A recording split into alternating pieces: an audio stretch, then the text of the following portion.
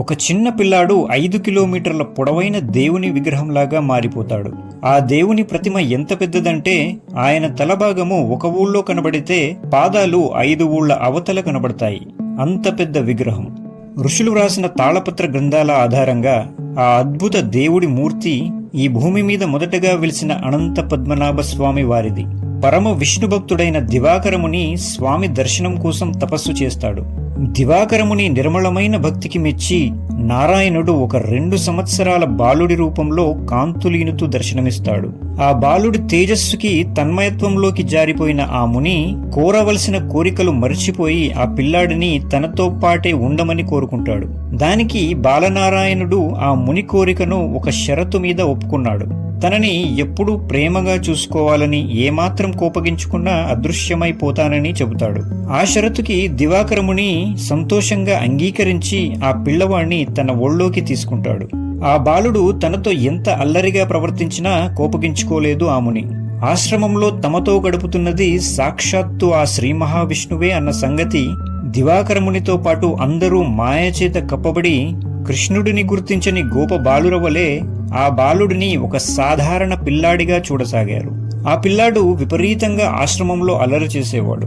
ఒకనాటి ఉదయం వేళ దివాకరముని పూజా విధానాలు చేస్తుండగా ఆ బాలుడు అక్కడున్న సాలగ్రామాన్ని తన నోటిలో పెట్టుకుని పరిగెడతాడు. అది చూసిన దివాకరమునికి విపరీతంగా కోపమొచ్చి బాలుడిని కసురుకొని మందలించబోతాడు. ఆ బాలుడి కళ్ళలోకి చూసిన మునికి ఆవహించిన మాయ తొలగిపోతుంది.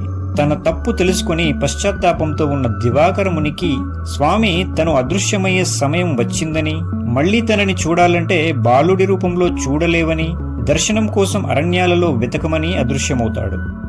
సాక్షాత్తు శ్రీమన్నారాయణుడిని వెతుక్కుంటూ పశ్చాత్తాపంతో అరణ్యాల వెంబడి ఆ స్వామి దర్శనం కోసం వెతకడం మొదలెడతాడు దివాకరముని. చాలా కాలం వెతికిన మీదట ఆ మహారణ్యంలో ఒకచోట శ్రీ మహావిష్ణువు శేషశయనుడిగా ఉన్న భారీ మూర్తిగా దర్శనమిచ్చాడు. ఆ విగ్రహం 5 కిలోమీటర్ల మేర విస్తరించి ఉంది. సాధారణ మానవులు ఒక్కసారిగా ఆ విగ్రహాన్ని పూర్తిగా దర్శించుకోలేరు. ఎందుకంటే స్వామివారి తల తిరువళ్ళం అనే ఊళ్ళో కనబడితే పాదాలు 5 ఊళ్ళ అవతల ఉన్న త్రిప్పాపూర్ గ్రామంలో కనిపించాయి. దాంతో దివాకరముని స్వామివారితో ప్రార్థించాడు. పామరుడు సైతం ఈ దివ్యమంగళ స్వరూపాన్ని దర్శించుకునే విధంగా సూక్ష్మంగా మారమని, నిత్యం దర్శనం చేసుకునే భాగ్యం కల్పించమని వేడుకుంటాడు. దివాకరముని ప్రార్థన వల్ల శ్రీమన్నారాయణుడు ఇప్పుడు మనం చూస్తున్న అనంత పద్మనాభ స్వామి వారి మూర్తిగా మారాడు. తాళపత్ర గ్రంథాల ఆధారంగా కలియుగం ఆరంభమైన 950వ రోజున తుళు వంశ బ్రాహ్మణ ఋషి దివాకరముని సారథ్యంలో స్వామివారికి ఆలయ నిర్మాణం జరిగినట్లు తెలుస్తోంది.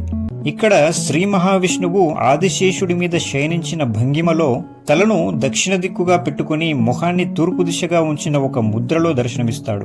ఆనాటి నుండి పూర్వీకులు అనంత పద్మనాభ స్వామిని సాక్షాత్తు శ్రీ మహావిష్ణువుకి ప్రతిరూపంగా భావిస్తూ ఇప్పటికీ ఆరాధిస్తున్నారు.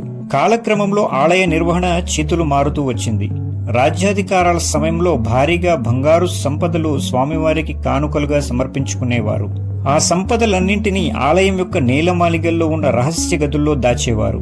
2011లో అధికారికంగా 5 గదులు తెరిచి చూడగా 1,00,000 కోట్ల రూపాయల కన్నా ఎక్కువ విలువ చేసే బంగారు ఆభరణాలు ఉన్నట్లు గుర్తించిన సంగతి తెలిసిందే. ఇక 6వ గది అయిన వాల్ట్ బి గదిని ఇప్పటికీ తెరవలేకపోయారు. ఆ 6వ గదిలో ఏ రహస్యం దాగి ఉందో అనే విషయం ప్రపంచమంతటా ఒక మిస్టరీగా మారిపోయింది. ఫ్రెండ్స్, ఆ రహస్య గదిలో ఏమి దాగి ఉండొచ్చని మీరు భావిస్తున్నారో కామెంట్స్ లో రాయండి. ఈ వీడియో మీకు నచ్చితే పైన ఇవ్వబడ్డ కాశీ రహస్యాలు వీడియో కూడా మీకు ఖచ్చితంగా నచ్చుతుంది.